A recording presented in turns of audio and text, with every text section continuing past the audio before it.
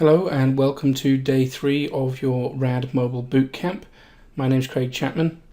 Today we're going to be looking at REST services with RAD Server. As I said, my name is Craig Chapman. I'm a software consultant for the customer representatives at Embarcadero. I've been a software developer for a long time, approximately 20 years, specializing in the RAD tools, and I'm a frequent contributor to many of the Embarcadero webinars. My email address, Twitter handle, and blog address can be seen on the screen. So as I said, this is day 3 of the bootcamp and we're looking at REST services. REST services being the fundamental component of building service-oriented architecture applications. So we're going to be looking at multi-tier application development. Today we're going to be looking simply at client-server applications, and we'll also be looking at how to expand your applications with other online services. We're going to take a look at how to build a reusable REST component, or at least getting started on one. We're going to implement the get methods, and then we'll look at how to expose a database data using that component. We'll build an application to consume that data, and finally we'll take a brief look at using other online services as REST components. Okay, so I'm going to show you how to build a reusable component for exposing a data table as a REST resource. And we can use that REST resource then within the RAD server resource packages.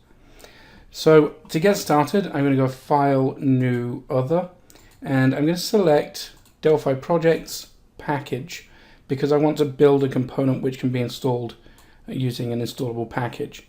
I'm going to save that package off. I'm going to create a new directory here. Let's call it REST Resource, and I'll save the package as pkg REST Resource.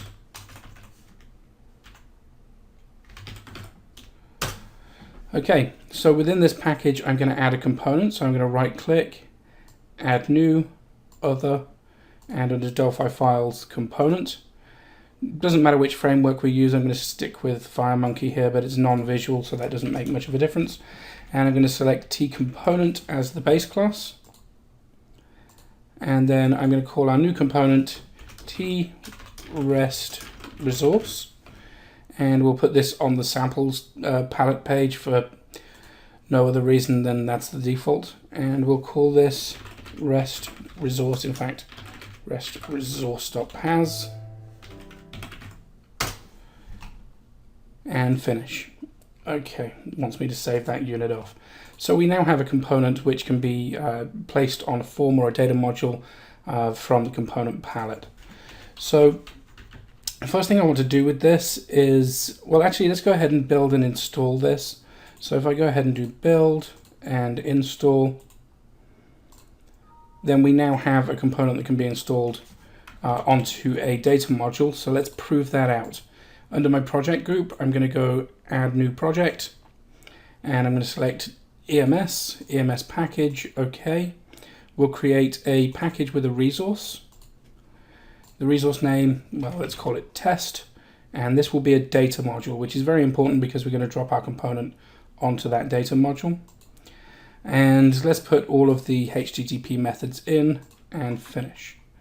So effectively this project, and let's go ahead and save this off as well, save all. Save the project as, well, let's create REST test, and we'll put unit 1, we'll just call mod main because it's the main module, and the project we'll call REST test. And now we have a testable REST module for the EMS or RAD server. So let's go ahead and test that real quick. If I run this up and open browser and change the endpoint to test, we can see our test resource coming back there. So with that working, let's go ahead and attach our component. Well, under the sample palette here, if I go REST under samples, I have tREST resource. So let's put that tREST resource now on our module. Now with this component, we're actually going to bind each of the methods of the resource. So get, post, put, and delete. We're going to bind to the REST resource component. And in order to do that, we need to have those methods on our component class. So I'm going to take a copy of all of these published methods here. I'm going to come back into our package, into the REST resource source code, and under public, I don't think I'm going to have a, yes, I will have a publish section, but under public, I'm going to place each of these methods. And I don't need the declaration of the attributes because this isn't what's getting published. We're going to be binding to it. Now you'll see that it's looking for T endpoint context, T endpoint request, and T endpoint response. Well, we need to bring in the users for each of those. So if I come back over to mod main, we can see EMS resource API and resource types. And we may as well bring in the system JSON unit as well because we're going to need that. So I'm going to copy those across. I don't believe I need EMS services. And I'll find out if I'm wrong in a moment. Okay, so I now have each of those methods. If I Control-Shift-C, that's going to put some dummy methods in place for us here. Okay, so I'm going to save that off. And now each of these methods, if I do a rebuild on our package, is available to the module. So from within the module here, you can see we've got a get method. Well, I'm going to simply call REST resource 1 dot, and we'll call its get method, and we're going to pass in a context, a request, a response. And that's more or less what we're going to do for each of the methods. We're just going to call the corresponding method on our REST resource class. So let's go ahead and populate each of these methods. Or get item we no longer need. Actually, let's comment that out.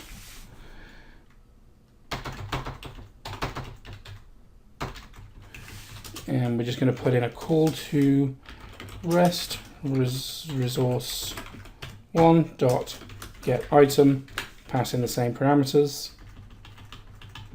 For our post call, REST resource 1 dot post. So effectively what we're doing here is forwarding all of the responsibility for this resource onto our component, which is on the module. Now the reason why this is not happily building right now is the search path for this project doesn't include the REST resource source.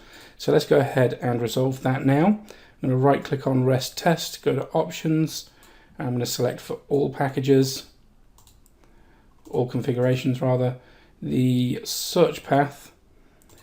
And I guess we should do this relative, so we're going to come up one directory, go into REST resource, and that's where we're going to find our source code. So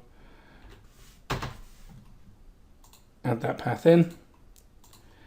And now if I build this code, there are errors. I didn't put in my comma, and I copy pasted that, so that's going to be incorrect everywhere. Okay, so now I should be able to build this, and it builds. Okay, so this code that I commented out from the template here, I'm going to go ahead and copy this code across into our component now. So under the get method, we have this bit of sample code.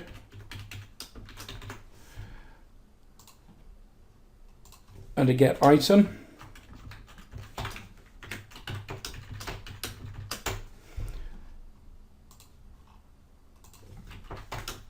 we have this little bit of code. Okay, so by copying that code across, effectively now what we have is the sample code forwarded into our component. So let's do a build all. And if we run this application, we should find that the exact same result comes back when we call test. Good, so we've got a good start on our component there. Let's save everything off. And yes, I'm going to go ahead and save the project group, grp rest resource. Okay, so now what I want to do is bind our component to a FireDAC component. So what I'm going to do is in the component source code, under the published section, I'm going to say property, let's say FD connection, TFD connection, read F FD connection, write F FD connection. And if I Control-Shift-C that, it puts in the private member for us. Now, FD connection isn't recognized, and that's because we need the appropriate FireDAC units. So I believe the unit we want is firedac.comp.client, and that appears to have made it happy, so that's good. Okay, so now we have a property pointing at a FireDAC connection. We also want a property which specifies which table of that FireDAC connection we want to expose. So I'm going to put table name as a string, read f table name, write f table name, and now we know which table we want to expose. I also need to add a constructor to my class. Let's see, this is a component, so a owner t component, and I'm actually going to reintroduce. Okay, and destructor, if we have a constructor, why not have a destructor? Destroy, override. Okay, so in our constructor we want to do inherited, create a owner. So that's just going to take care of the component ownership for us. And then we actually want to nil out the FD connection parameter here. And I'm also going to make sure that the table name string is nil. So it's a null string. And then in the destructor, all I really want to do is FD connection becomes equal to nil, because this is just a component reference. I don't need to worry about killing it. And inherited destroy. Okay, so effectively now we're going to have a reference to a FireDAC connection and a table from which we're going to return the contents. So in our get method here, where we have a response body set value and we're passing in a JSON string, what we're going to do is instead pass in a JSON array, which is the result of having performed a query against the specified table name. So here's how we're going to do that.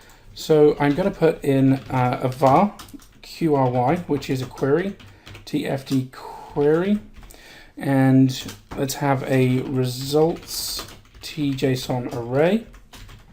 So we'll have qry is a tfd query dot create, and I'm going to set nil as the owner because as soon as I'm finished using this, I'm going to dispose of it. So I don't need to worry about the ownership chain. I'm going to set qry.connection, and that's going to be equal to fd connection. In fact, I can use the public property name now, fd connection. Okay, so I have the connection set, and I now need to put in some SQL. So we're going to do query.sql.text is equal to select star from, and then we want the table name, which is going to be table name from this class. So that's going to select all of the rows of data from our table. Then we're going to do qry.active, set that to true. Now there's a catch here. When we set this to true, if there is, we need to check for exceptions. So let's do a try except around that, and we'll do on e exception. So I'm trapping all exceptions. Do begin, and all I'm going to do here is set response, or a response I should say, dot status code, and I want to send back let's say 500 internal server error. And then a response dot body dot set value, we'll create a tjson string, and the string that we'll create will be e dot message. So that's forwarding our exception message, and true because the JSON value is owned server side. So that should return, if we have any kind of a problem activating our query, which generates an exception, that will return a 500 internal server error and return the error message as a consequence of that. We then also need to do the same check again, if not qry.active, because it's quite possible that the Yes, quite possible that the query failed to go active for some reason, but no error message came out. So let's just take a copy of this and we'll pass in unknown internal error. Okay, so that's our error trapping for the connection done.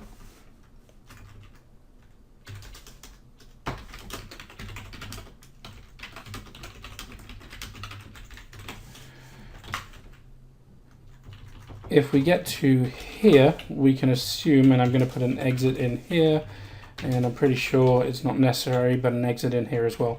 So if we get to here, we can be pretty sure that our query was successfully opened up.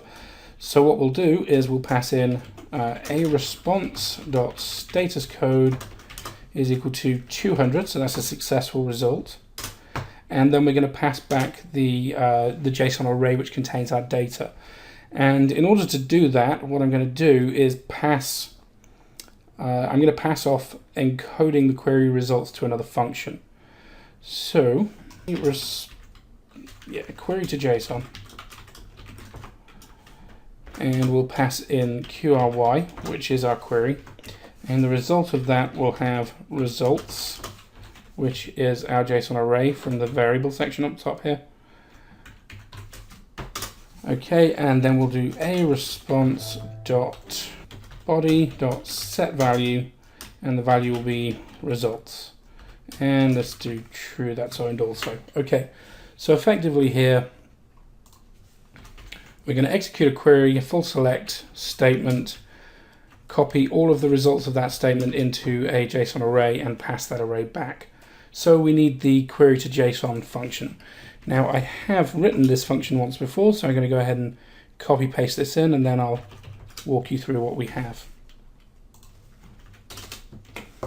Okay, so that's the function, and it's going to be a method of this class. Oops.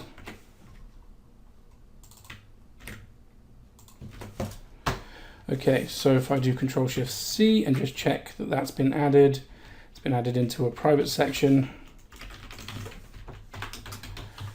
Okay, so what we have is tJSON array as the result type, tft query going in. We're going to start by initializing the result to nil. If we have no records in the query set, then we're going to exit. So we're going to have a nil return. Actually, that is not what I want. I'm going to initialize with an empty array. And if we have no records, then we'll exit. Okay, then we're going to go to the first record, and while we're not at the end of the records, we're going to loop through each record in the result set, and at the bottom here we can see query.next, so we're not stuck in a loop there. So for each of the records that we encounter, we create that record as a JSON object, which is going to get added to our results array.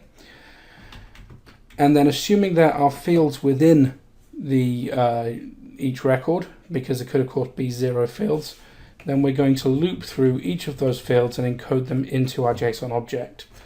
Now, I put a comment here, some guesswork is done regarding the field types. Basically, I'm looking at the field type returned on the query to see what type of data should be passed back.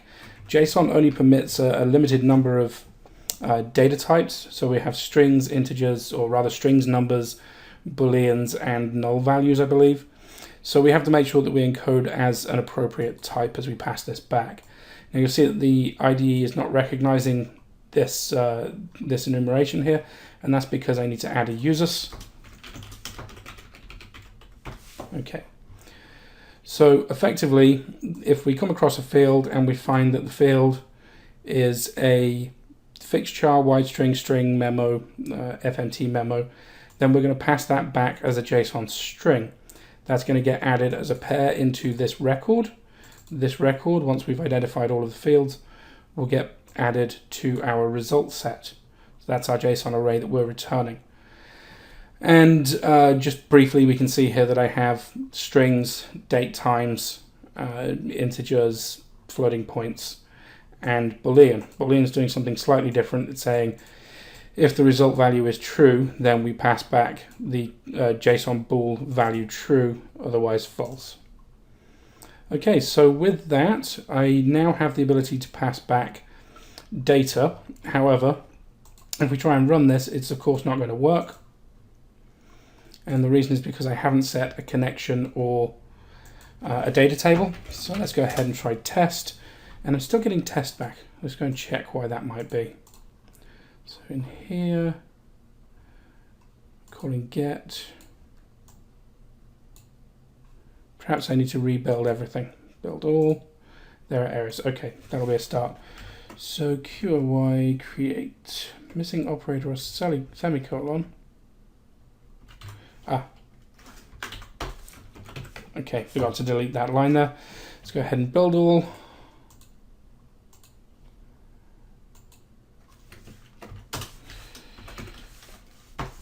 And let's get this correct. Put that in the inside the exception handler by mistake there. Build all. There are errors. Results equals query to JSON. Query to JSON array is what I actually called that function. Okay, and now it's building. Good start. So again, if I attempt to run the REST test module, open browser, and go to test, then we should of course get an error. I'm going to tell that to continue.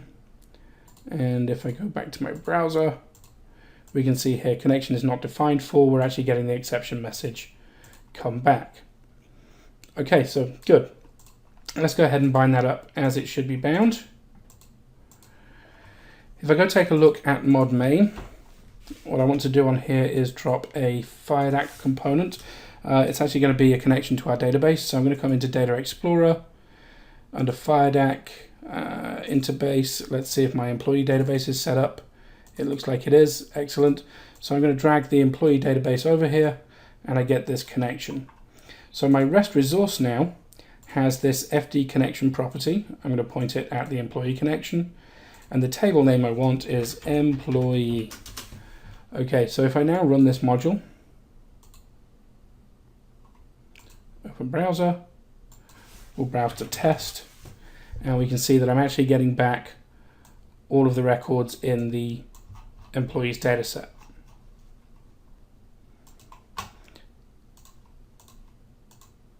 So let's take a look now at filtering this query by item.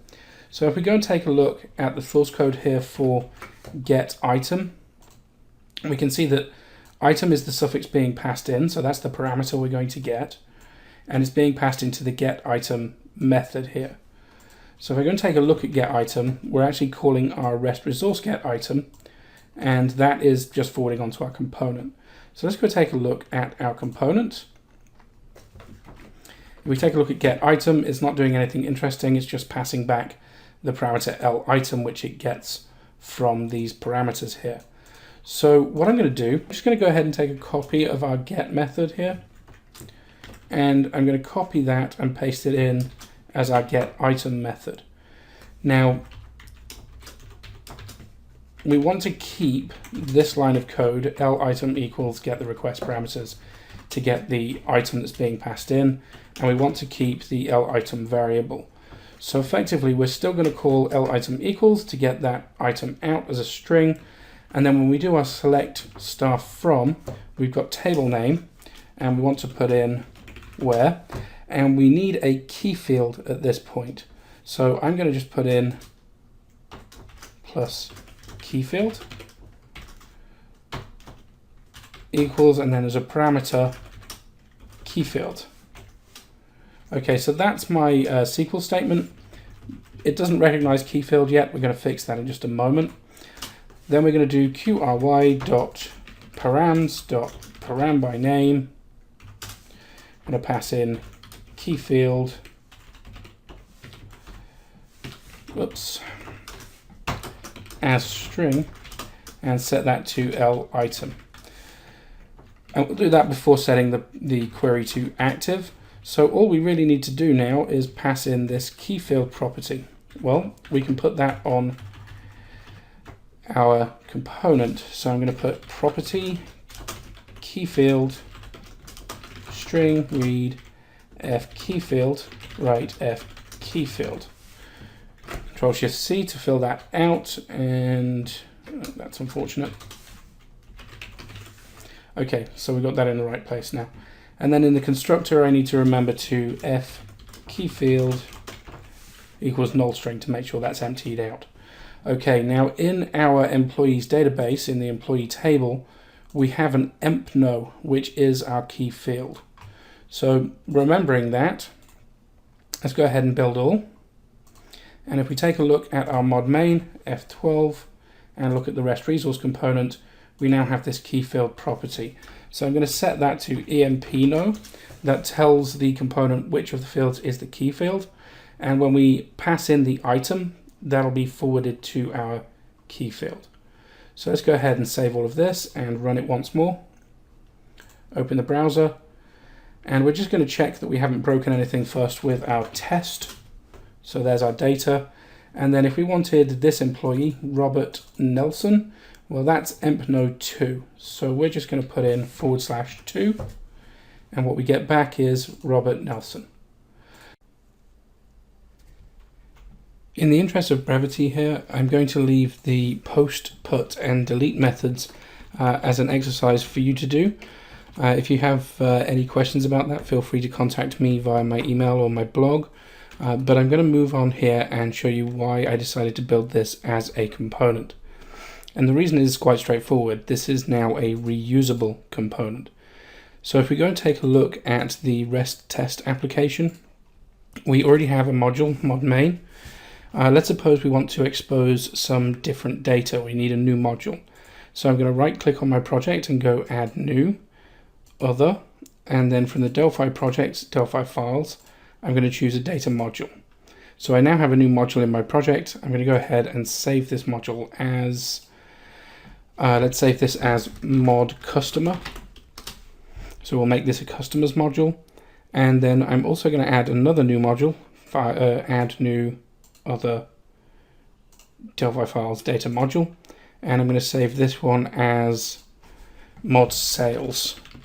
So I've actually got a module here now for returning the customer table of the database and the sales table of the database. So back on mod main, we're going to have to copy some of this content here. So I'm actually going to copy all of the users list. So we'll take that across and we'll put that into mod customer. And I'm also going to put that into mod sales because I want to use the same content for each of these. Okay, then back on mod main, we have all of the methods that we're actually exposing here. So let's go ahead and grab these methods, including their decorations, and we'll copy those across, and we'll put all of them into mod customer. Now I don't have a publish section here, so let's add that, published. And let's do the same with mod sales. And then if we switch back to mod main again, let's take a look at the methods that we have. I'm going to copy pretty much all of the implementation section, excluding these directives.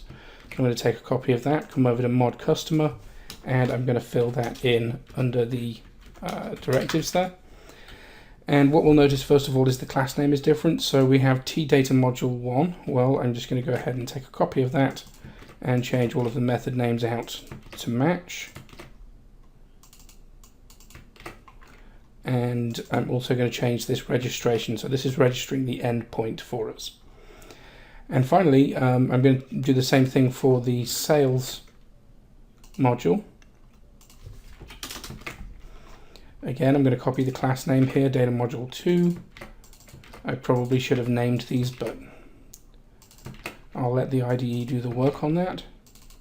Okay, so now I have data modules, or rather modules 1 and 2. And finally, what I'm going to do is copy this decoration, the resource name, which is test. And if I come back over to customer, I'm going to change this decoration to read customer. And I'm going to copy that again into the sales module and modify that to read sales. Now each of these modules is referencing our REST resource 1, and REST resource 1 is on mod main, it's not on mod customer or mod sales. But I'm actually just going to go ahead on each of these modules and drop a REST resource onto them. So let's take one there and put one on sales as well. So that resolves the missing component in each of those modules. Okay, so under mod customer now, I'm going to go ahead and click on the module and rename it to mod customer. And actually, because that will conflict with the file name, module customer. And then on the sales module, I'll do the same thing. I'll rename it, select the module, rename that to module sales. So what we now have is 3 different endpoints, or rather 3 different resources within this REST service. We have our original mod main, which we're actually done with, not going to use that again, mod customer and mod sales. And in order to make mod customer and mod sales function, we need to connect them to the database. So we can go into our interbase here. We can take employee, and I'm going to drag a copy of the employee database connection to my mod sales. And I'm going to copy that and I'm going to paste it onto my customer module as well. And then in the customer module, the REST resource, I'm going to bind up the database connection. I'm going to set the key field to custno, because it's the customer number field, and I'll set the table name to customer. And if we go and take a look in the database here, actually we have the customer table, and you can see custno there. And then if I take a look at the sales table, we can see that we have a customer number as well as a PO number. Now what I'm actually going to do with the sales table is I am going to connect the REST resource up to the database connection. And I'm going to set the table name to sales, but I'm going to set the key field as custno, because although the PO number is actually the key for this table, I want to execute queries against this to find all of the sales pertaining to a particular customer. So that's what I'm going to do with this. And then I'm going to save all of that off and run our application. And I have errors.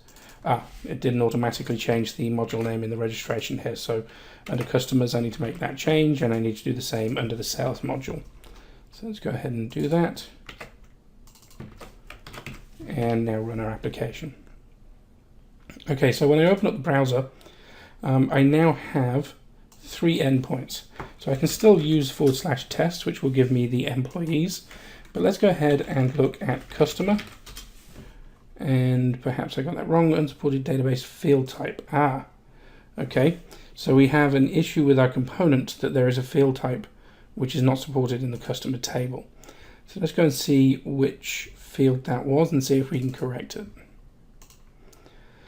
So if I come over and look under my REST resource component, we have our query to JSON here.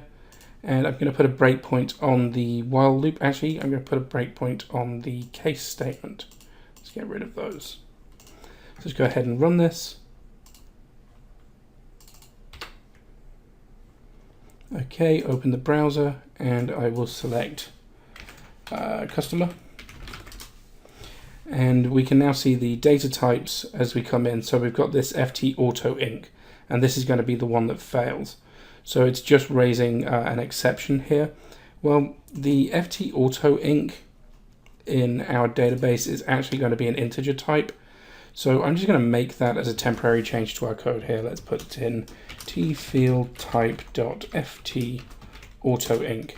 So that will actually cover the FT auto inc field. Let's build it and run our module again. And we'll take a look at customer. And now we have all of the customers coming back. And if I switch over to the sales endpoint, we have all of the purchase orders per each customer. But if I want to find just the purchase orders for customer 1004, well, I have /1004, and that whittles down these purchase orders to that particular customer. And we're going to use this in a moment in the client-side application to look at the purchase orders for each individual customer. So let's go and take a look at how we build the client application.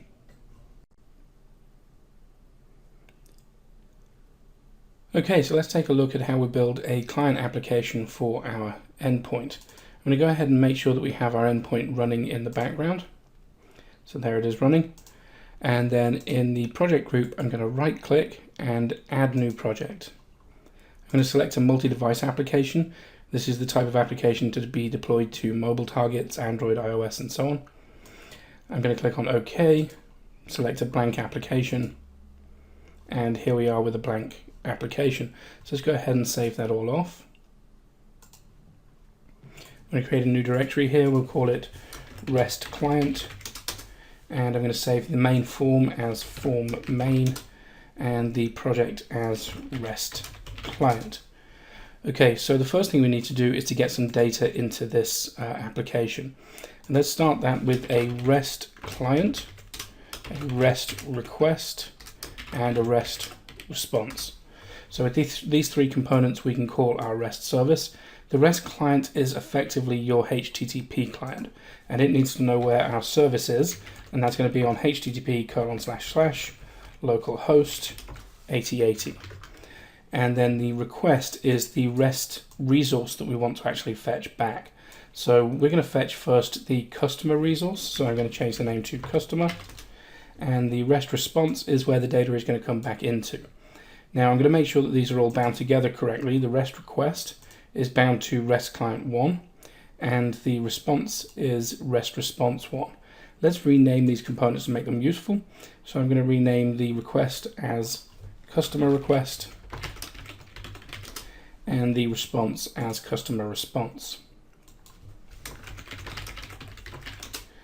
Okay, and just double check on customer request that the response is still correctly bound. Okay, so if I execute that by right clicking and select execute, I get a 200 OK. So this indicates that we have data. And if I take a look at the customer response, we have content, 4,000 or so bytes. And we can go take a look. Here is our JSON data from the customer table. So what I really want to do is to build a list box which contains each of the customer's names.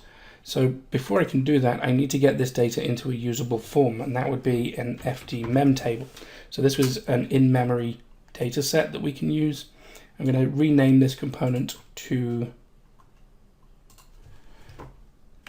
customer table, and then I need something that's going to take the data from the customer response and put it into the customer table, and we have a REST response dataset adapter which will do just that. So I'm going to change this to customer adapter,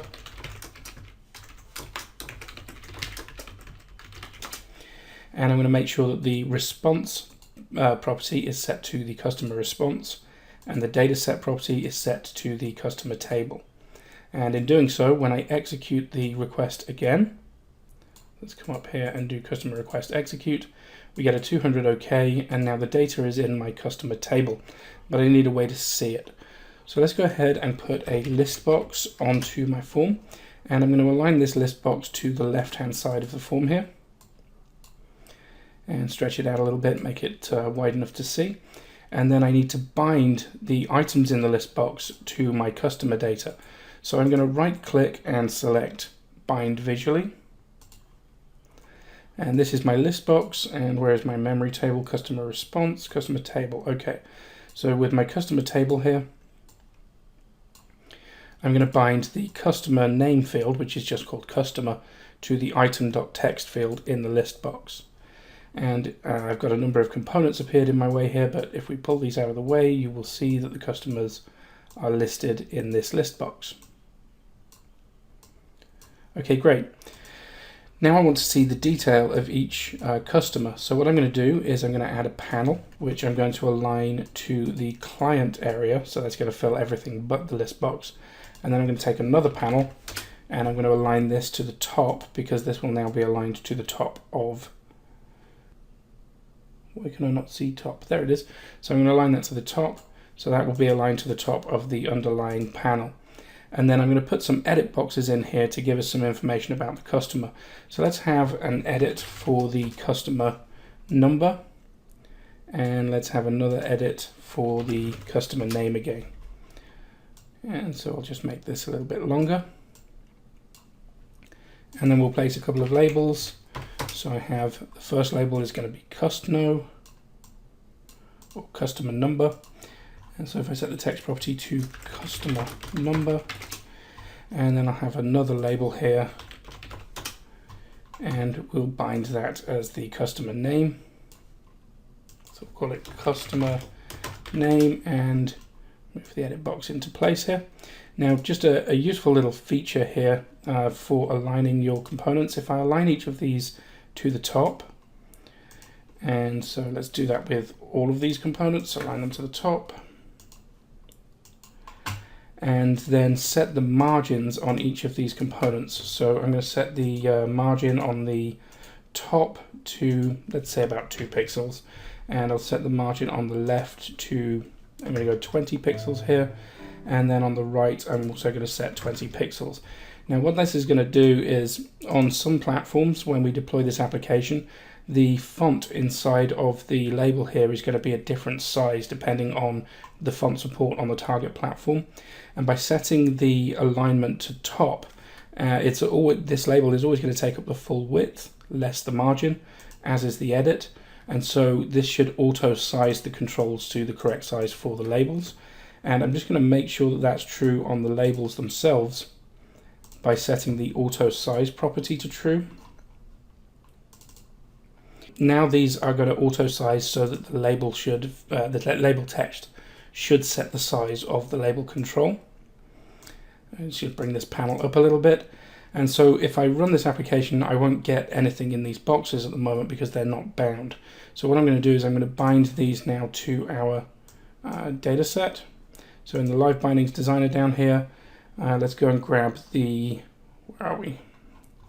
The edit 1 here and edit 2. So there are edit boxes. And I'm going to bind the customer number into edit 1. And I'm going to bind the customer's, let's go for the full name again, into edit 2. So we can now see that we have a 1001 and signature design. So that's the first item selected. But we're going to have a problem with this when it runs, and that is when I select items in this list box, it is not going to update the contents of these edits.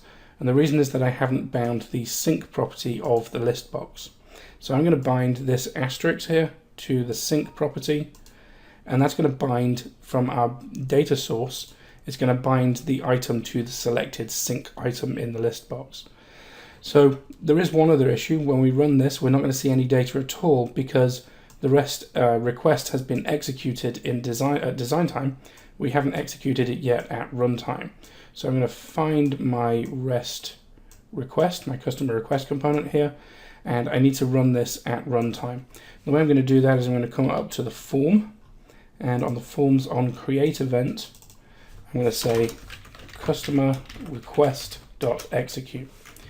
So that's going to make sure that when I run the application, the data is retrieved. Let's go ahead and give that a try. Run F9. And we can see now that if I select items in the list box, we get an update on the right hand side of the customer number and the customer name. So now let's put some detail in. I want to put in a string grid which is going to contain the sales or the purchase orders for a particular customer. So I'm going to start by finding a string grid and putting that onto my form. And I'm going to align that string grid so that it fills the remaining space. So that's align client. Okay, I'm going to need another REST request. And I'm going to have another REST response. And another REST response dataset adapter. And I'm also going to put in another FD mem table. So I'm going to line these up and name them correctly or appropriately. So our REST request 1 is actually going to be our sales request. Oops, I'm editing the wrong property there. Sales request. It is still bound to REST client 1. We should only need one REST client. Let's go and take a look at the REST response, and we'll call this sales response. Then we're going to take our adapter and we'll call that sales adapter. And then we'll take a look at our mem table 1, and we're going to name this one, where's the name property? Sales table. Okay, So let's make sure these are bound together. As I said, the client is correctly bound. The response should be binding to the correct, or rather the request should be binding to the correct response. So let's find the response, customer response, that's incorrect. We need sales response. And then the sales adapter should be binding to the sales data set, and as a response, the sales response. And then our sales table will contain our sales data, our purchase order data. So let's go ahead and execute this request. We get a 200 OK, and then we have our sales table, which if we find in live bindings here. Oh, there it is. Okay. So this doesn't appear to have gone active. Let's set this active to true, and for some reason this is not working. Okay, so in our sales request, I need to specify the resource, which is sales. Now let's execute that request, 200 OK, and finally I should see our sales table with all of the information in it. There it is. Okay, so I'm going to start binding this to our string grid.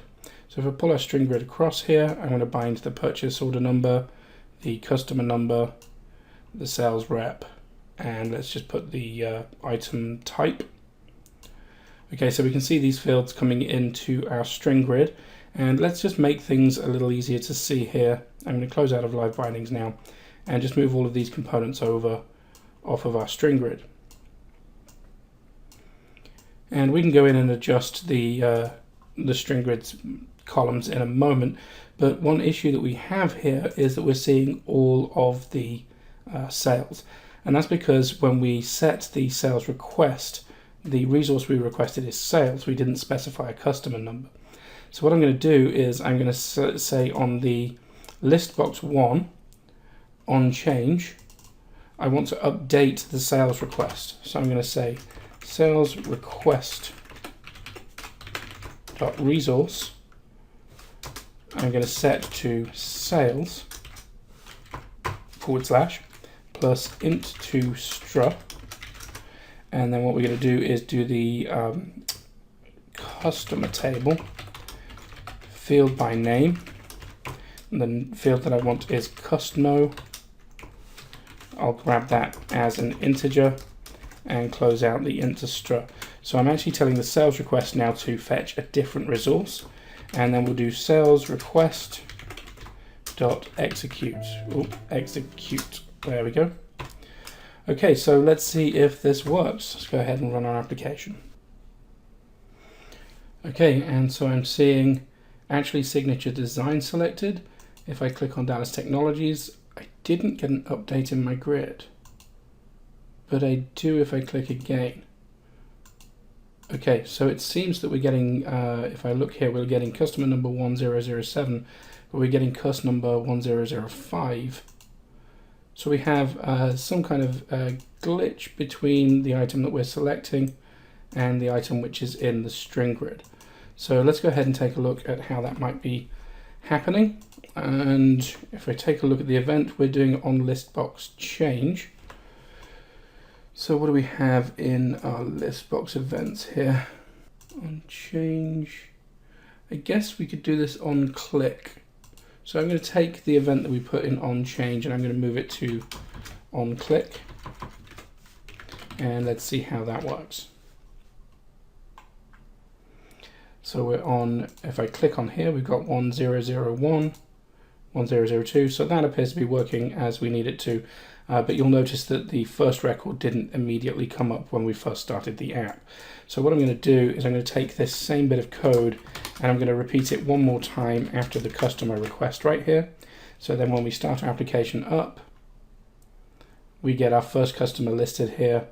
And as we click on each new one, we're getting the update. Okay. So now let's see about deploying this out to our Android device.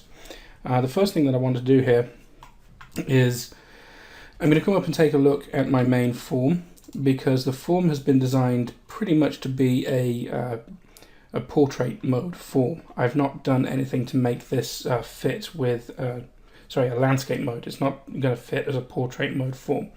So what I need to do is set this so that we can only use it in landscape mode, and I know that there is a property here for that somewhere. Stay on top, form family, form factor, and its orientations. Okay, so in the orientations we want to turn off the portrait mode, so this is always going to be a landscape form. Okay, I'm going to save that. The other thing that we need to do is remember that our EMS service is running on this local machine, and so if I deploy this out to Android, when we look at our REST client component here, it's looking at localhost. Well, localhost on the Android device will be the Android device. So I need to alter this to give the IP address of my current machine. So I'm going to select CMD, and let's do ipconfig. And I can see that my IP address is 192.168.0.12. So I'm going to copy that into our URL instead. So our service is at a remote location, 192.168.0.12. And then the only other change we need to make is to set the target here to the Android device. And I have my Nexus 7 plugged in, so I'm going to select it, and we'll save all of that off. Now, in order to see what's going on, I'm going to open up a link to my Android device here. This is actually my physical Android device. So this is my physical Android device. I'm running VNC Viewer. So let's go ahead and run the application out to the Android.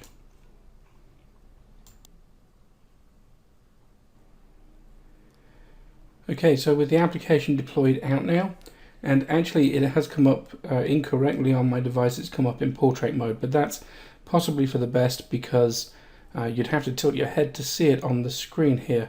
Let's see if I have a rotate option. I don't think I do. Okay, so we'll just leave this as portrait for the moment, and we'll go back and look at why that didn't work shortly. But with the application open now, if I select on my tablet, I'm going to select Central Bank, and we can see on the screen that the central bank data is updated. And what I'm not seeing is, yes, there it is. So there's the change to my data for central bank. Now I'm going to go ahead and click on Max, and we can see the data update for Max. Okay, so that's our application running on Android. There were no real changes required except to point it at the appropriate server and to set the form layout, which doesn't seem to have worked. So I'm going to have to take a look at why that is. So let's stop the application running. I'm going to come back and take a look at my main form here. And we have orientations landscape. It should really only have been available for landscape. Okay, and I believe what I need to do here is actually in the project options. So I'm going to select my project, right click and go to options. And within here under application, we have an orientation section, enable custom orientation. I want this to be landscape home to the left. Okay, and let's try deploying that.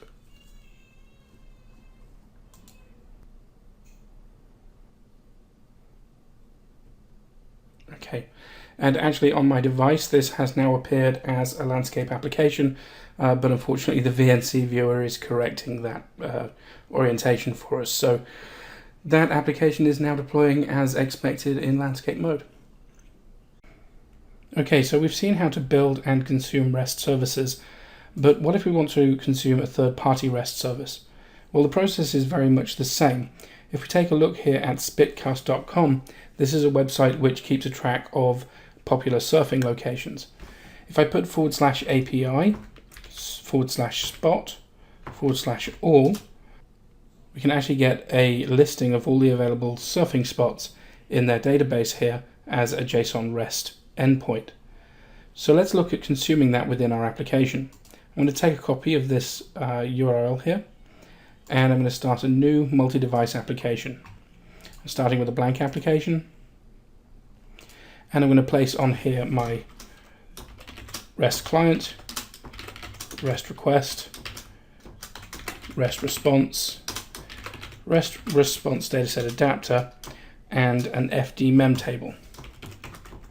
So these are all the components that we've seen already today. If I take a look at the REST client, well, I need to set the base URL. So I'm going to paste in the URL that I got from the API, and I'm going to take off the /spot/all. So the API is at this location. For my request, Well, my request is the endpoint. So if I edit this one, I can set the resource that I want to /spot/all. And we know that the client here is bound to the REST client. So let's take a look now at the REST response. If I execute the request, 200 OK, taking a look at the response data, and we have our JSON data coming back.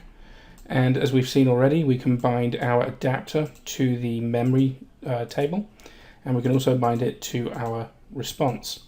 Now, if we execute that request again, the data will come up into our mem table. So let's do that. And now we want a way to visualize that data. So again, I'm going to put a string grid on the form. I'm going to align that to client so that it takes up all of the screen, and I'm going to right click and bind visually. So I'm now going to take my mem table here, and I'm going to bind all of the columns into the string grid.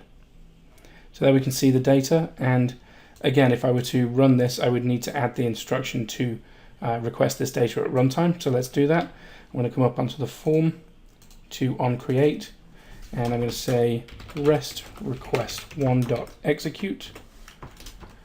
And so now if I run this application on Windows, we can see all of those surfing locations being listed. Okay, this is actually one of the demos which ships with RAD Studio. So if I come up here and open a new project, I'm going to browse to the samples location for the sample applications. I'm going to go into Object Pascal, and I believe this is under multi-device samples. Is it Cloud? Yes, Surf Spot Finder. So this is an application which is built with a little more care and attention than the one that I just constructed, which does exactly the same thing. It requests these surfing locations. Now, by default, it's set to run on Android, but I want to change that to Windows just so that I can show you this running. If I stretch this app out and set it running, what we can see here is the locations on the left, and as I click them, we get the Google Maps location opening up here.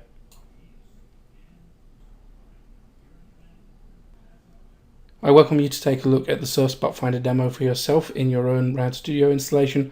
Unfortunately, we're running a little short of time here, so let's open up for Q&A. My name is Craig Chapman. Thanks for watching. Great, thanks, Craig. That was cool stuff in there. I'm a big fan of REST and RAD server, all those great technologies, and I like your approach with that reusable component. Thank you. Yeah, I like the idea of a reusable component because you just end up repeating the same code for exposing table A, table B, so why not reuse it? Yep, exactly. That's the thing I love about Delphi actually is the concept of making these reusable components and bits and stuff are integral part of the experience and stuff. So it is, and if you're anything like me, you can take it too far. I tend to write frameworks more than I write code. I call that the curse of being a software developer is, doing that. Where it's like, I can write a component for this. Yeah. Everything becomes, I can write a program for this, and then writing the program, I can write a component for this, and you start writing a component. Oh, I should write a framework for this, and pretty soon you're like, wait, what was I trying to solve? Went too far down the rabbit hole. Yeah. Yeah, exactly. All right. If there are any questions, go ahead and put in the question panel here and go to webinar, and we'll do our best to get them answered for you. I got Craig on the line with me. If there are questions from the whole week, we can certainly answer them for you as well. Craig's a fantastic developer and sure to help out with answering any questions we might have. Question here, why RAD server haven't automatic send email to users? Oh, why can't you send email to users? You could use like an Indie component and hit an SMTP server and send an email. It's not part of the turnkey functionality, but the question is, reverse the question, rather than why does it not have that, why should it have that? I don't mean that in a rude way, but there would have had to have been an engineering reason to put that functionality in, and so far there has not been. Yeah. Interesting idea. You could certainly make a component for that and add it to the thing. Just hey, email users. You do also, or rather you do actually have Out of the box, you do have push notifications for both Android, iOS, and I believe Windows as well, actually. So as an alternative to sending an email, you could send a push. But if you wanted email specifically, then you need to put a SMTP component on a module and call that. So here's a question here about if not statement should go under the query.activeTrue statement. That was the follow-up question to that. It was me making a mistake in the recording, and I corrected it almost immediately afterwards. So when I make mistakes, usually in recording these videos, I try to decide whether making you watch and wait while I correct the mistake adds any value to the recording or not. If it doesn't, I tend to cut it out. But in that case, I'd already gone so far before realizing the mistake that I'd have had to re-record 20 minutes to back it out. So yeah, that's why you caught that one. Yeah, that's kind of the what happens with recording for me too. Sometimes I'll add a little call out in my editing that says, yeah, that's a mistake. I'll fix it a little bit. Yeah, in fact, there was one in this very session where I missed a comma and then copy-pasted the code without the comma. So I called that out. Generally, I try to avoid leading you down a rabbit hole of my mistakes if possible. This session actually was prepared at kind of short notice. So, had I had a little more time, I possibly would have re-recorded, but... So Casper points out there's a nice feature when testing REST servers with the REST debugger. You can copy all the components to the clipboard with all the properties already set and paste them into your app. Yeah, I'm a big fan of that feature. Mm-hmm. Excellent feature. And so I tend to, as a general rule, I'll test my get methods with the browser first, unless I need to pass parameters in the content, just because it's quick and convenient. There's a button there to click. But had I implemented the other methods, then you would have seen the REST debugger an awful lot more in this video. So. Let's see. Lots of good feedback here. Comment about reintroduce versus override. Yes, that is, I want to say, a bad habit of mine. I don't know how good or bad it is, actually. But with T-component, the constructor is virtual and you can just override it. I have gotten used to using reintroduce due to other authors and my own failing to make the constructors virtual. So it's very easy to throw a constructor in which is not overridable, and therefore I've gotten into the habit of using reintroduce, but by all means write code better than I do. So. Yeah, it's one thing that's always been a pet peeve of mine, actually, is things that don't have things overridable that should be. Yeah, so I got into a bit of a debate a short while back when we actually resolved a bug that had been relatively long-standing in the compiler, in which the protected methods and properties were not protected. So you put the protected label on, and for whatever reason the compiler wasn't actually putting them in as protected methods, and you could gain access to them.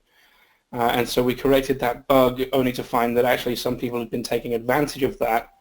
And the reason that they've been taking advantage of that bug is what really mattered to me. And it's because the author of the code, the original code, had put things in protected that the later consumer of that code didn't want protected, wanted to be able to override. And so I got into quite a serious debate about whether or not that was a good practice. And what it comes down to is, this is object orientation, this is encapsulation. There's a good reason for that to be there. You wouldn't expect the compiler to make a constant that you could change. By the same token, you wouldn't expect methods to be labeled as protected and not be protected. But it does come down to then the author of the original component trying to sort of think ahead and predict what things you might want to be able to override. And sometimes that's not easy, which is why reintroduce actually is a fantastic feature, which doesn't appear in some other languages, which allows you to get around that issue. So. I remember when I discovered reintroduce, I was like, oh my goodness, this is what I always wanted. Yeah. Oh, I can override this with the same name. Yeah. It was a nice find for me too, and it's just one of those features. You know, if you I don't want to pick on languages because I don't remember which ones do and which ones don't. But for example, I believe C++ doesn't allow you to do this. In fact, in C++, you can't have abstract methods without making the entire class abstract. So some of these features we take them for granted now, abstract methods and reintroducing properties. Other languages just don't have this, and yet, you know, Object Pascal, we've managed to make it fit, and even fit quite elegantly into the syntax. So. Yeah, excellent. Great. Okay, so if people want to download your code and such, Craig, we can add that to the RAD Mobile Boot Camp page there, so they can go out and grab your code. So we'll have links and stuff on that URL that's up on the screen right now. And in fact, I'm throwing my blog post on the same into the chat window. Yep, there it is. As a quick side note, I did have one question about zooming and panning in these videos. So if you are watching the original recording on my blog, you'll find that the zooming and panning is relatively smooth. Over GoToWebinar, sometimes it's jumpy. And I always ask, you know, I ask myself the question, should I be doing the zooming and panning because it doesn't translate well over GoToWebinar? The alternative is to suggest, because I can't make every font on the screen bigger, I can only make the actual code font bigger, the alternative is to say, please watch at full screen at 1080p. And I get the opposite concern then if there are some of our viewers that don't have 1080p. So it's kind of I'm not sure which to do, but if you found the zooming and panning annoying on GoToWebinar, you might find it easier to watch on the recording. Yeah, it's one of those things that I don't think there's a perfect solution. Yeah, I've tried both, and yeah, it's just you're never going to make everybody happy, unfortunately.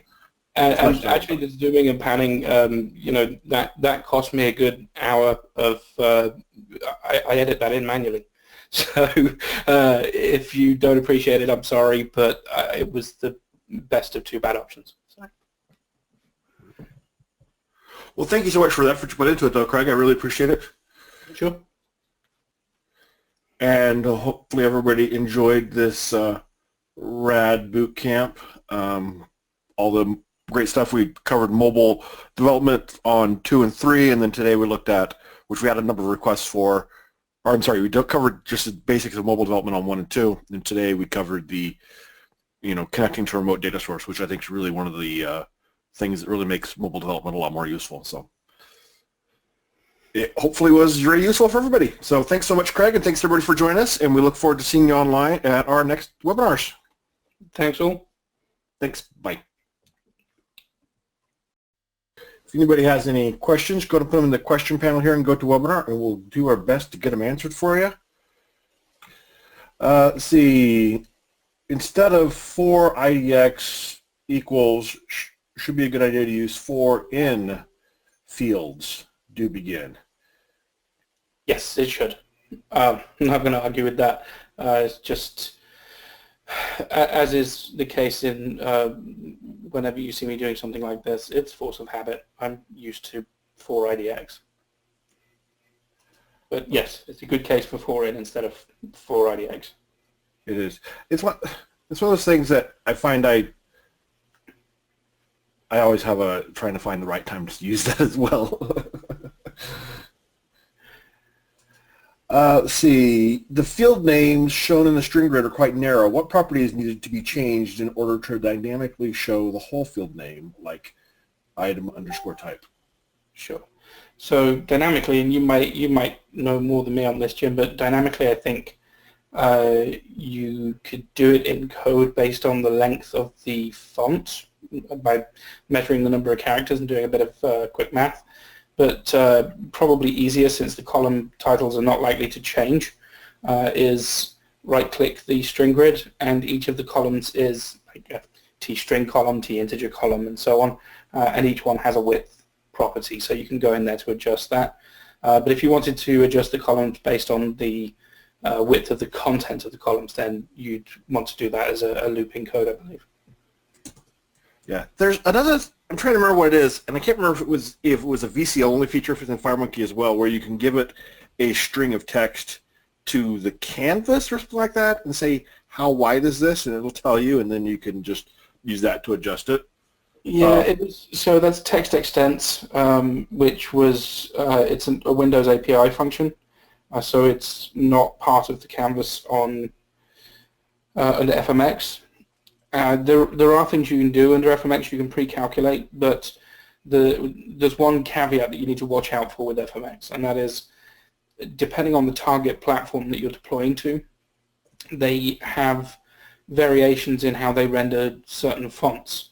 So, let's just pick a font at random. Arial is not the same on Windows as it is on Android or iOS by a margin of pixels. It's a very small amount built up over a string it accumulates.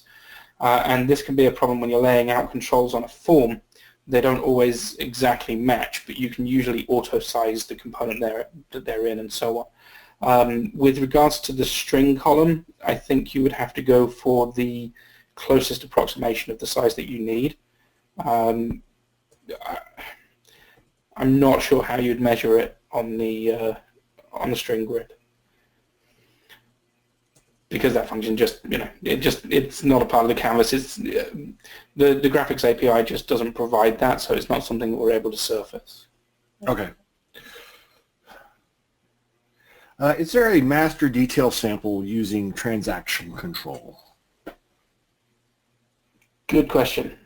I don't know, is the short answer. One of the things that in the sample that I just built there, I did the master detail manually. I didn't do that using the components.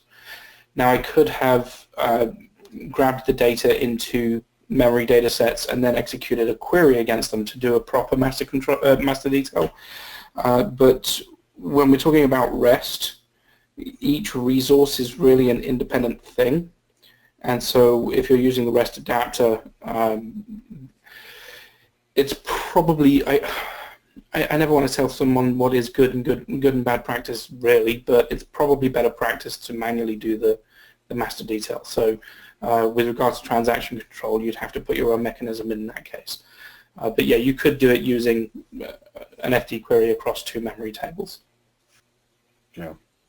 And you tell me if you know of a sample. I'm not sure that we have one. I'd have to look in the. If you go to the doc wiki, there's a code examples doc wiki that you can look at, and you can do a search. And I find if I do a search for some of the features by description or by component, then I can find quite a bit of samples there. And usually I'm surprised what samples we do have. Yeah. So, I mean, I know that we have master detail for direct database connections. That's fundamental. But when you're doing exposing via REST, well, there's no way of transferring with the REST data the referential integrity. So your app just has to know what's going on. Okay, so the suggestion was that TMS's grid solves the column width issue. So if you use TMS grid, it will automatically resize those column widths for you. So that's good to know. I'm not surprised. TMS makes good stuff. Big fan of theirs.